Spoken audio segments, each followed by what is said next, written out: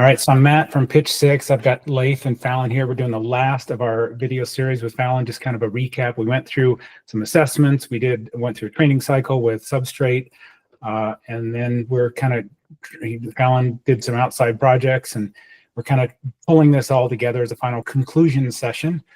But yeah, Fallon, what was your overall impression of the whole process? You know, it was really fun. It was a good way to give myself some more structure. I had ankle surgery in August, so throughout the fall, I was coming back from that and recovering, and life was great with the programming, working around my ankle limitations as it got better and better. And then the force boarding as well. It was nice to have options with the pull down package, so I didn't have to be, standing on the ankle. And then as soon as the ankle was ready for weight bearing, then I was able to go to, having the plate below me, which was awesome for the hangboarding. So it was nice to see the program kind of evolve with me through my recovery. And it gave me a lot of hope for my recovery of okay, I'm going to come back stronger and be able to climb well. Even though I couldn't walk for a while with the ankle. And now the ankle's doing great, and I was able to send some hard stuff this season, and I feel really strong overall, actually. So overall impression has definitely been positive, and it's been cool to look at the data as well with the hangboarding, with the force board. Yeah. So give us a quick recap. You say you felt stronger. Was it overall muscle strength with training things besides just finger training, or tell us a high level summary of what you did? Yeah, overall stronger. A lot of the specific lifts I was doing as part of Leif's programming, I felt were helpful because at first some of them felt really challenging. And I was able to increase the weight over time and be able to do those exercises without being so wrecked afterwards.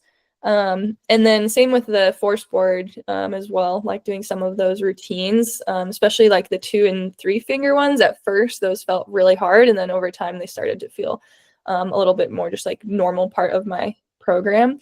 And then on the wall, I just felt strong too. When you're climbing, you just feel I don't know, gravity is a little less. You feel like you can just hold on a little bit better and lock off into things and reach for holds when you're trying to onside, or just with that confidence that the foundation of strength gives you. I felt that for sure. So you felt stronger. And were you stronger? You said you did at least an assessment at the end of all this. Tell us about that. Yeah, I just did another peak force assessment, and I was able to best my last one. So I think the last one I had done was actually in June. And I think I got 201 as my max on that. And then today I did 2 iterations of it. Got 214 on one and 220 on the other, and felt good. I think, I hadn't been hangboarding as much while I was in Mexico, of course. I was just climbing, and the climbing in Potrero, where I was last month, is mostly on the feet. And so the feet were kind of the crux down there for a lot of it. But I did have a few days where it was pumpier and more on the arms and lots of little crimps and stuff. And I felt stronger with that. So it was cool to see that the adaptation is still there, even though I hadn't been doing it as regularly the last few weeks, at least.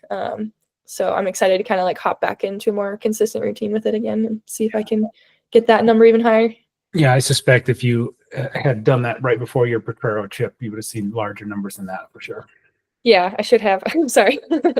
But yeah, no, it'll be good to just keep seeing it over time. The long-term metrics are definitely something that interests me as someone who's been climbing such a long time. Being able to see progress over the years is cool. And Leif, I have a question for you, because I kind of went through this. We traveled a lot this year, and I've gone through training cycles, and then we were climbing a lot, and it was hard to find time to train while we were out every day climbing. So I ended up we did a lot of sport climbing and not too much hard pulling. And I definitely saw my peak force come down a lot. I'm curious what your impressions how long does that last? That's a great question. Everybody's a little bit different, of course. I think a lot of it depends on the kind of the frequency that you're training when you're in a training block, right? Are you training once a week? Are you training 3 times a week? Are you climbing supplementally with the training? In general, what I tend to see is people tend to, and I hate to make generalizations because everybody is different, but usually we see, kind of those what I would call peak numbers in that peak performance phase. That usually takes about 2 months to kind of build up to. And then usually there's, 2 to 3 weeks of what you feel is really good performance. And then that starts to taper off. if there is not some sort of continued like regular, intervention, or not intervention, but some sort of continued training, even if it's at a lower volume. It doesn't even have to be at the same level and intensity that you were like training at initially. But if you're not maintaining that during that time, around 3 weeks, you'll kind of start to see that, precipitation happen. But the good news is that's not necessarily a bad thing. Like I always, I think in general, when it comes to training, we like to see really linear progress. And that's the hardest part, right? Because when you should stop training is when you feel the best. And you go, oh man, I want to keep this thing going. I want to keep it going. It's like, yeah, but now is actually really the breaks and kind of do a little bit of a deload cycle, whether that's lowering the intensity or just getting new stimulus by, just going climbing. I think that's fantastic. So I'm not worried when athletes tell me, oh yeah, I felt like really strong. And then, we went on the road, started climbing a bunch, and I started to notice those numbers kind of drop off.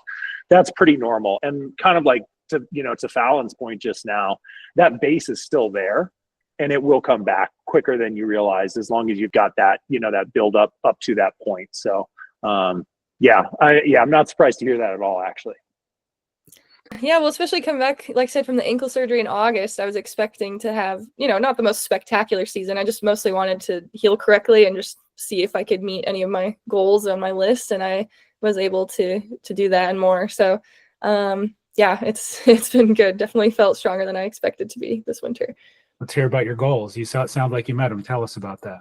Yeah, there was one route in particular around St. George that I was really psyched on at the Underworld. It's a long basalt sport route, and it's pretty techy. It kind of is like a mix of like tech and burl, and it was a really good challenge for the ankle because it includes a lot of stemming and like smearing. But then there's also kind of like a burly, like steep shield section and just a few different things on that. And I was able to do the first female ascent of that. And it's also like one of my hardest red points I've ever done. So that was super rewarding. I think that one was that was a slash grade, right? D 12D 13A. Is that correct? Yeah. I'm only there's only a handful of people who've climbed it, a few guys. And some of them were saying 13A or even B. And then one of my friends was also saying more like 12D. So we need a little more consensus. But sounds like 513 to me. Yeah, I don't know. It was really fun though. Either way, it was just really rewarding to be out there and to get to do that just a few months after surgery was really cool to see that progress and come back. So one of your goals was to climb 513. Does this count? Do you check that box? Yeah, I mean, it's so on the border. I wish there was more consensus, but I did try a different project last week that we had talked about in a previous video, 3 bars black. It's my last route to do at Chuckawalla to have sent everything at the crag. And so I tried that for the first time last week and it felt really mellow for me. Like the opening crimp boulder felt fine. I'd done that before because it shares a start with emergency exit. And then I did the dyno for the first time. I just tried a couple different foot beta variations, and once I found the foot beta I liked, I stuck it the first time trying it that way, and it felt chill. So I want to go back and send that as soon as I can. So that would be fun because that's also 13A. That's definitely 13A. I've done that route and I can vouch for its difficulty. That thing is hard. Okay, I'm just saying I was psyched to finally hop on that and have it feel so attainable. I thought the dyno especially was going to feel crazy, but it was okay. And then I had a day in Mexico that I was really psyched on in terms of strength. I sent 3 512s back to back in a session, which I hadn't done that in quite a while, and that was also a cool kind of test of endurance and seeing what I was capable of. And those were steeper too than a lot of the other climbing I was doing while I was there, slightly. So at Club Mex, so that was really cool. I was psyched to do that. So I ended up doing 5 pitches of 512 that day because I sent the first 12A second go, then the 12B second go, and then a 12A first go. So that was also really cool. So those are some of the strength or difficulty highlights, I guess, from the season, which was rewarding. Awesome. I mean, it sounds like to do all that coming off of injury is hard to do, right? That's amazing, actually. Thanks. Yeah, I appreciate that. There were some challenges for sure, with the feet on some of the climbs in Mexico, some other things that were on my goal list. I had to change my expectations because of the injuries, but I still was able to find some wins, which I was really excited about. Yeah. So speaking of that, tell us about El Sendero. I've been on that route, and it's foot intensive, let's just say. Yeah, it was fun to get to try it. Such a dream climb, such an inspiring line, such good climbing. Definitely challenging on the feet and ankles though, because as you know, there's a lot of side pulling and like flaring finger crack kinds of things. There's not always a lot to stand on.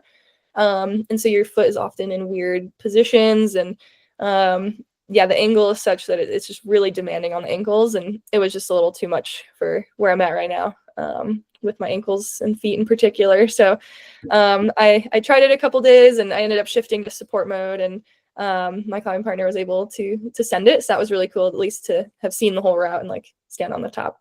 So it's still a great experience for sure. That's awesome. Yeah. Do you feel, so we talk about being stronger, do you feel more confident? What's your emotional state with all that? Yeah, confidence is a hard one, right? Because it's like there's confidence that you have just from having like a bulletproof mindset, and then there's confidence that comes from having a foundation of strength. So my mindset is usually like pretty steady and good in terms of just general confidence. But feeling stronger like on the wall and feeling more confident about my training, I think has helped, because especially all the targeted shoulder stuff that we did in the programming, I think made a big difference, feeling like I could throw for big moves like the dyno on 3 bars and stuff. Like I feel like my shoulders have gained a lot of strength and stability. So been trying to hit the PT hard as well. So that's given me some more confidence. I'm not as nervous about like hurting something, because like I had a weird shoulder tweak a few weeks ago, like after Mexico, and I was really nervous about it, and it was fine like within a few days. I was like, oh, okay, false alarm. So that was good. I was like, okay, I'm rebounding like faster after weird little tweaks. So that's confidence inspiring. Yeah, that's amazing. And maybe the last one, you've got a lot of training experience, you've been doing this for a long time, but this is a new thing for you. You hadn't worked with a coach before, and Leif did a great job pulling all that stuff together. But do you feel like you understand training better? Yeah, you know, I'm always trying to learn as much as I can, like reading training books and talking to folks like you guys, and just, you know, in general, trying to be a sponge for all the training knowledge I can have. And I feel like in particular, I've learned a lot about hangboarding, which is helpful for my own climbing as an athlete and also as a coach for the folks I work with. So yeah, just using the force board and seeing the data and like seeing what warm-ups feel the best for me, and how to like think about the peak force and critical force. That has been the area where I feel like I've definitely learned the most. And I learned some cool new like exercises from Leif's program too that I'm now going to incorporate like moving forward for however long, indefinitely.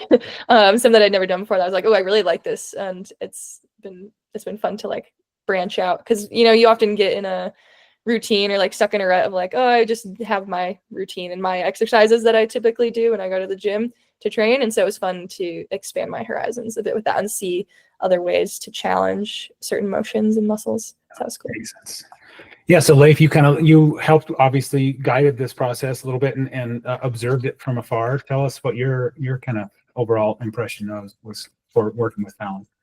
Yeah, it was really fun. This was, you know what, kind of, I think we talked about this in the first video, you know, with the ankle surgery, we knew that was going to be a limitation going into this. And that's always a challenge, right? When you're training around an injury, or even if you're not injured and you're just coming back from something, right? That confidence piece, that matters. And you know, we knew going into this, you know, you were still in a boot, you know, when we started training. So it was like, well, you know, what kind of on the wall work are we going to be able to do? I want to give Fallon a lot of kudos for really thinking out that box and being open to a lot of suggestions that I had. I was kind of like, well, let's just try this. And we ended up doing a lot more rope climbing, which I think is really phenomenal. Again, speaks a lot to your work ethic and the volume of work you can do.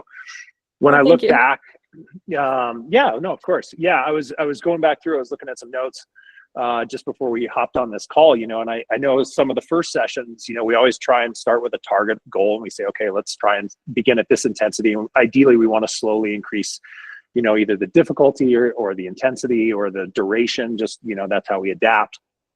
And one of the very first sessions, I'm paraphrasing here, but you were like, wow, I was nowhere close to the target goals. I don't know if we're going to be able to do this. But by the third session, actually, I think it was the fifth strength session. So we actually ended up splitting the strength work into 2 different days.